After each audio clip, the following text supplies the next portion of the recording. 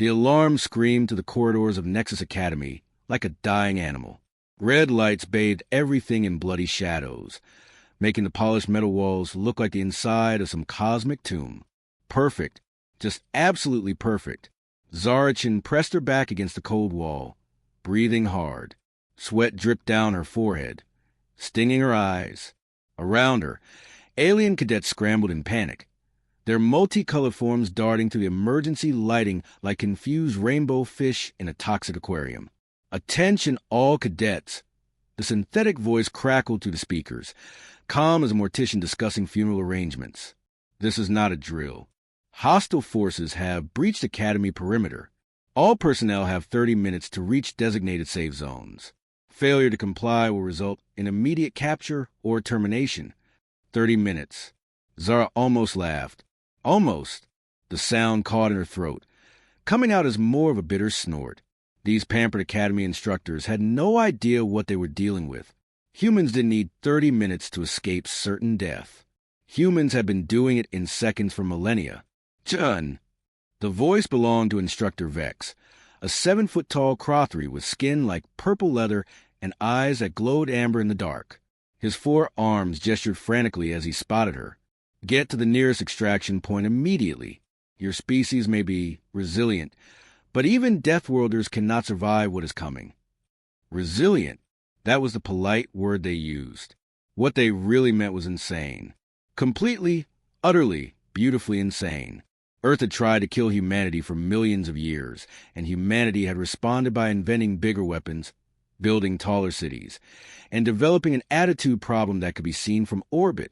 "What exactly is coming, sir?" Zara called back, her voice cutting through the chaos like a plasma blade through paper. Several nearby cadets turned to stare. A feline from Whisker Prime, all orange fur and twitching ears. 2 crystalline beings from the Shattered Worlds, their transparent bodies refracting the emergency lights into dancing rainbows. Even a massive rockborn from the Heavy Gravity Coalition, looking like a walking boulder with anger management issues. Instructor Vex's amber eyes narrowed. "The Void Hunters have found us. They are not interested in prisoners, Cadet Chun. They collect specimens, living specimens, for their experiments." The temperature in the corridor seemed to drop 10 degrees. Around her, alien cadets whimpered. Some began to hyperventilate.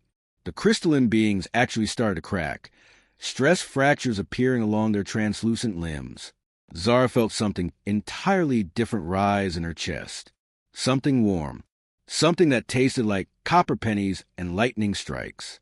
"Experiments?" she repeated, her voice so quiet it could be mistaken for the whisper of death itself. "They want to experiment on Academy cadets. Chun, you need to move. Now." The safe zones are equipped with quantum shields. Even the Void Hunters cannot penetrate them quickly, but you must reach them within the time limit. The human cadet straightened up slowly. Anyone who knew Earth history would have recognized the look in her eyes.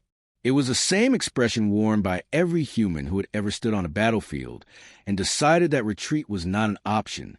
It was the look of a species that had survived ice ages, asteroid impacts, volcanic winters, and Black Friday shopping by the simple expedient of becoming more dangerous than anything trying to kill them. "Sir, with all due respect," Zara said, her voice carrying the kind of calm that preceded extremely violent weather, "I think there's been a misunderstanding." Instructor Vex blinked all 4 of his eyes in sequence. "What misunderstanding?" "You seem to think I'm planning to run away." The corridor fell silent, except for the screaming alarms. Even the panicking cadets stopped their frantic scrambling to stare at the small human female, who stood like she owned the entire academy. "Cadet Chun," Vex said carefully, "you cannot be seriously considering engaging Void Hunters in direct combat. They are apex predators. They have been hunting sentient species across the galaxy for millennia. Their technology is beyond anything we understand. Their ships are living nightmares that feed on fear and pain." Zara tilted her head slightly, a gesture that would look curious if not for the predatory gleam in her dark eyes. "That's fascinating, sir. Really fascinating. But I have just one question." "What question? Have they ever hunted humans before?" The silence stretched on for what felt like hours, but was probably only seconds. Instructor Vex's purple skin paled to a sickly lavender. His forearms trembled slightly. "No," he admitted. "Earth was only contacted 3 years ago. Humans are still considered a probationary species.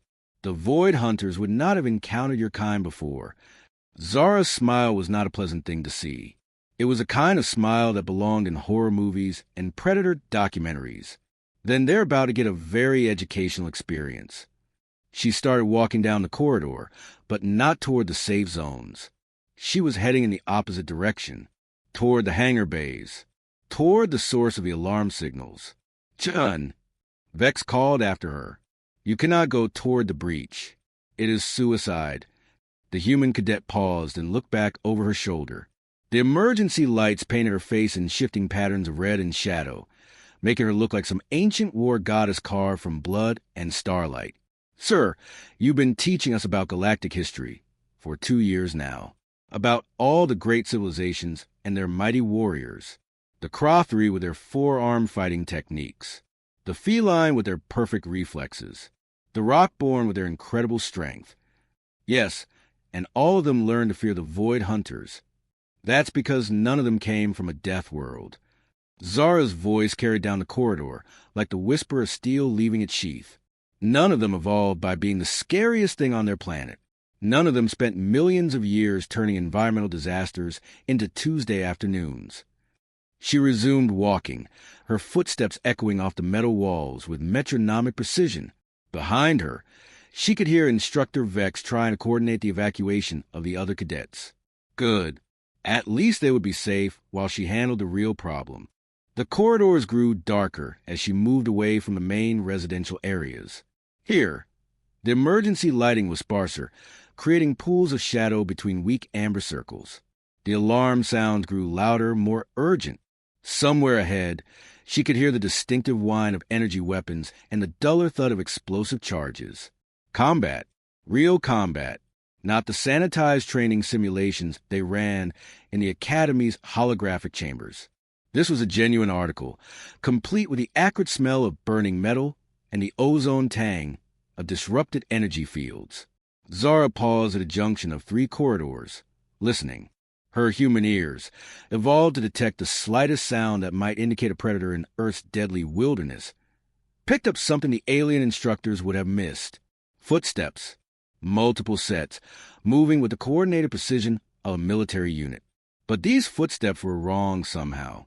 Too light, too quick, and underneath the sound of boots on metal, she could hear something else. A wet, sliding noise, like something organic being dragged across the floor. The Void Hunters were not just attacking the Academy. They were collecting specimens, living specimens. The warm feeling in Zara's chest blazed hotter. On Earth, they had a word for creatures that hunted thinking beings for sport and experimentation. They called them monsters, and humanity had very specific policies regarding monsters. She reached the end of the corridor and peered around the corner. What she saw made her human brain perform several rapid calculations, most of which involved trajectory, impact force, and the structural integrity of alien skulls. 3 figures in dark armor were dragging an unconscious feline cadet between them. The armor was wrong, somehow organic-looking, as if it had been grown rather than manufactured. It shifted and pulsed with its own inner light, and Zara could swear she saw veins running to the surface like a living circulatory system. The Void Hunters themselves were tall, taller than even Instructor Vex, but thin to the point of being skeletal. What little she could see of their faces beneath the bio-armor showed pale, translucent skin and eyes that glowed with cold, clinical interest. They moved with the confidence of apex predators who had never encountered meaningful resistance. They spoke to each other in low, clicking sounds that made Zara's teeth itch. One of them, apparently the leader, gestured toward a nearby door with what looked like a weapon, but moved like it was part of his arm. Secure this specimen in Containment Cell 7. The neural patterns are particularly interesting. We may learn much about feline fear responses before we begin the vivisection. Vivisection. They were planning to cut up living beings for science. Zara stepped around the corner. "Excuse me, gentlemen," she said conversationally. her voice cutting through their alien chatter like a chainsaw through silk. "I think you have something that belongs to this academy." All three Void Hunters turned toward her with fluid, predatory grace, their glowing eyes fixed on her with the intensity of creatures who had just spotted something new and potentially interesting for their collection. The leader tilted his head, studying her with the detached curiosity of an entomologist examining a particularly unusual insect. "Curious. You do not flee. Your species is unknown to us. Are you perhaps a new form of intelligent prey?" "Prey," Zara repeated, and there was something in her voice that made the corridor temperature drop another few degrees. "Oh, that's rich. That's absolutely precious. You think I'm prey." She began walking toward them, slow and steady, like she had all the time in the world, like she was taking a casual stroll through a park instead of approaching three alien super predators in a combat zone. "You see, boys, that's where you made your first mistake. And given what's about to happen to you, it's probably going to be your last mistake, too." The leader raised his bioweapon, the organic surface rippling with malevolent energy. "You show no fear. This is unusual. Most species display terror when confronted with the inevitability of capture. Your calm will make for interesting data during the experimentation process." Zara stopped walking. She was now close enough to see the details of their armor, to smell the strange organic scent that clung to them like decay wrapped in ozone, close enough to count the number of steps it would take to reach them, close enough to kill them all before they knew what hit them. "You want to know why I'm not scared?" she asked, and her smile was sharp enough to cut diamond. "It's because you haven't figured out what species I am yet. Enlighten us. I'm human, from Earth, third planet out from a main sequence star in what you probably call Sector 7G. And the thing about humans that you're about to learn the hard way is this." She took one step forward. The Void Hunters tensed, but they were still thinking of her as prey, still calculating capture strategies instead of survival techniques. Fatal mistake. We didn't become the dominant species on our planet by running away from the monsters. Another step. We became the dominant species by becoming worse monsters than anything that tried to eat us. The leader's bioweapon began to glow brighter, charging for what was probably a stunning blast designed to incapacitate rather than kill. They wanted her alive for their experiments. Zara's smile widened. "Thanks for dropping your guard." She moved. What happened next would have been impossible to follow with alien eyes. The Void Hunters, for all their predatory evolution and advanced technology, had never encountered anything that moved like a human in full combat mode. Zara's first step carried her inside the leader's weapon range before he could complete his firing sequence. Her second step planted her foot on his chest with the kind of force that Earth gravity had been building in human leg muscles for millions of years. The impact sent him flying backward into the wall, with a wet crunch that suggested several important organs had just relocated to places they were never meant to be. The bioweapon flew from his grip, skittering across the metal floor like a dying spider. The second Void Hunter managed to bring his own weapon around, but Zara was already moving. She grabbed the unconscious feline cadet and used the alien's own body as a shield, spinning in a motion that would have made her old Earth martial arts instructor weep with pride. The energy blast meant for her struck the corridor wall instead, leaving a smoking crater in the reinforced metal. "Really?" she asked, her voice perfectly conversational despite the fact that she was currently using an unconscious alien as tactical equipment. "You're shooting at your own specimens now? That seems counterproductive to your whole mad science experiment thing." The third Void Hunter made the mistake of trying to flank her. He moved with the silent grace of a creature that had successfully hunted prey across 1,000 worlds. Zara moved with the violent efficiency of a species that had survived the Pleistocene extinction event by hitting problems with rocks until they stopped being problems. She set the feline cadet down gently, then pivoted and drove her elbow into the flanking hunter's throat with surgical precision. The alien made a sound like air escaping from a punctured lung, which was probably exactly what was happening. "The thing about being apex predators," she continued, as if she was conducting a lecture instead of dismantling galactic superkillers with her bare hands, "is that it only works if you're actually at the top of the food chain." The second hunter, apparently deciding that close combat was not working out well for his team, began backing toward what looked like a communication device mounted on the wall, probably trying to call for reinforcements. Zara sighed. "Oh, come on. Do you really think I'm going to let you phone home?"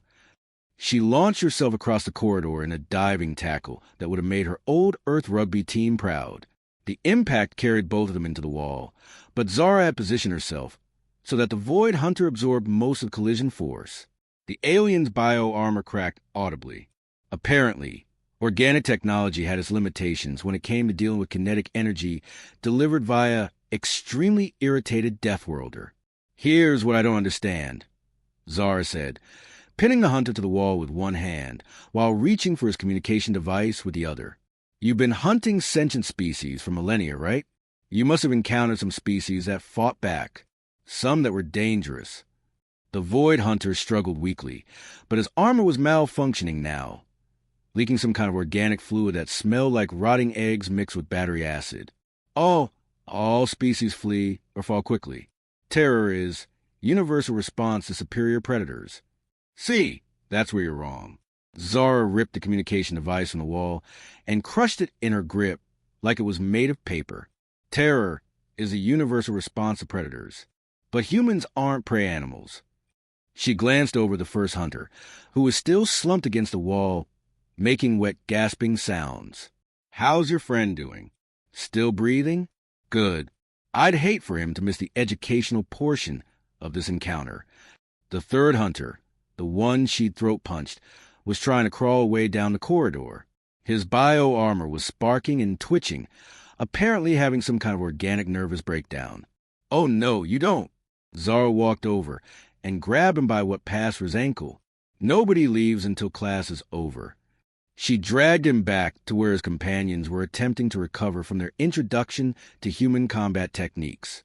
The one she'd kicked was trying to stand up, his pale face now showing an expression that might have been confusion mixed with the first stirrings of genuine fear. "Question for you three," Zara said, settling into a crouch that kept all of them in her line of sight. "How many Academy cadets have you collected so far?" The leader, still wheezing, managed to speak. 17 specimens secured. 12 more identified for capture. 17. Zara's voice went flat. 17 kids who were probably scared out of their minds when you grabbed them. Fear enhances neural activity, makes experiments more valuable. The temperature in the corridor seemed to drop to absolute zero. When Zara spoke again, her voice carried the kind of quiet that preceded Category 5 hurricanes. "You hunt children. You torture them for science. And you've been doing this for thousands of years across the galaxy." She stood up slowly, and all three Void Hunters instinctively tried to press themselves further back against the walls. For the first time in their long careers as cosmic bogeymen, they were experiencing something their prey had felt countless times. They were afraid. "Here's what's going to happen," Zara continued, her words falling like individual drops of liquid nitrogen. "You're going to tell me where you're keeping those 17 cadets. You're going to tell me how many more of your kind are on this station. And you're going to do it right now, or I'm going to show you what real experimentation looks like." The leader's glowing eyes flickered. You cannot threaten us. We are Void Hunters. We are apex predators. We do not fear lesser species." Zara smiled. It was not a reassuring expression. "Lesser species? Boys, I think it's time you learned something about Earth biology." She reached down and grabbed the leader's bioweapon from where it had fallen, the organic surface writhed in her grip, apparently trying to bond with her nervous system. Instead of dropping it in disgust like any sane alien would have done, she held it up and examined it with clinical interest. Interesting design. Biological technology integrated with the user's neural pathways. Probably designed to be impossible for other species to use effectively. The weapon's surface began to glow, responding to her touch. The three Void Hunters stared in what could only be described as horror. That is not possible," the leader whispered. "The symbiosis requires specific genetic markers. Only our species can interface with the bioweapons." "Yeah, about that." Zara's grip on the weapon tightened, and its glow intensified. "See, humans have this really inconvenient trait. We adapt to everything.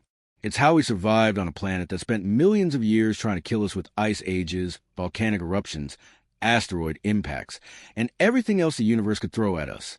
The weapon was now pulsing in rhythm with her heartbeat, its organic systems apparently deciding that bonding with a human was better than becoming an expensive paperweight. Impossible, the second hunter breathed. You keep using that word. I don't think it means what you think it means. Zara raised the bioweapon and pointed it at the wall. The energy discharge that followed left a hole large enough to walk through, with the edges still glowing white-hot. Now then, let's try this again. Where are my fellow cadets? The third hunter, the one who had been trying to crawl away, suddenly found his voice. Storage Bay 12. They are in Storage Bay 12. Please, we meant no harm to your species. We did not know humans were what? Capable of fighting back? Capable of turning your own weapons against you? Capable of being scarier than the things that go bump in the night? We surrender, the leader gasped. By the ancient codes, we surrender to the superior predator. Zara tilted her head. Considering this, superior predator. I like that. It has a nice ring to it. She walked over to the hole she'd blown in the wall and peered through it. Beyond lay another corridor, this one leading toward the Academy storage and laboratory sections. Storage Bay 12 is that way, isn't it? She asked conversationally. All three Void Hunters nodded frantically. Good. Now, here's what we're going to do. You three are going to walk ahead of me. You're going to disable any security systems, any traps, any nasty surprises your people might have left behind. And if you even think about trying to escape or warn your friends, I'm going to demonstrate some of the more creative applications of human aggression. She gestured to the smoking hole in the wall. This weapon has some very interesting settings. I'm particularly curious about what this one does. The bioweapon surface rippled, displaying symbols that probably represented various types of destruction in the Void Hunter language. That is a molecular dissolution setting, the leader whispered. It unmakes matter at the atomic level. Fascinating. And this one, neural cascade failure. It causes a target's nervous system to overload and die screaming in agony. Got it. Zara's smile was cheerful and absolutely terrifying. So we understand each other. Move. The three Void Hunters climbed to their feet, their bio-armor still crackling and malfunctioning from their encounters with human combat techniques. They began walking toward a hole in the wall, moving with the careful steps of people who had suddenly realized they were no longer the scariest things in the corridor. As they walked, Zara kept up a running commentary that probably would have been funny if it hadn't been delivered by someone who had just disarmed 3 galactic super predators in under 2 minutes. You know, this whole experience has been really educational. I mean, the Academy instructors always told us that humans were considered unusual by galactic standards, but I never really understood why until now. They reached Storage Bay 12, a massive chamber filled with containment cells that hummed with ominous energy. Inside the cells, Zara could see her fellow cadets, most of them unconscious, all of them alive. The thing is, she continued, as the Void Hunter began deactivating security field with trembling hands, most species evolved from prey animals. Even the predators evolved from something that was once prey to something else. But humans, we've been apex predators for so long that we forgot how to be afraid of things that want to eat us. The containment fields flickered and died. The Academy cadets began to stir, consciousness returning as the neural dampeners shut down. Instead, we just got angry. And as her fellow cadets woke up to see Zarachin standing over 3 surrendered galactic nightmares with bioweapon in her hand and a smile on her face, they realized something that would probably reshape galactic politics for the next 1,000 years. Humans weren't just another species to be protected or pitted or carefully managed. Humans were what monsters checked under their beds for. The Academy's 30-minute evacuation window still had 28 minutes left on it when Zara walked back into main corridor, followed by 17 rescue cadets and 3 very subdued Void Hunters who were having serious reconsiderations about their career choices. Instructor Vex took one look at the scene and made a note to recommend that the Galactic Council revise their threat assessment protocols regarding Deathworld species. Significantly upward, Cadet Shun, he said finally, Your final combat assessment is going to be very interesting to write." Zara grinned and handed him the bioweapon. "Sir, I think I'm going to like it here after all." Behind her, the hole in the wall was still smoking, and the three Void Hunters were contemplating early retirement. The galaxy, as they say, would never be quite the same.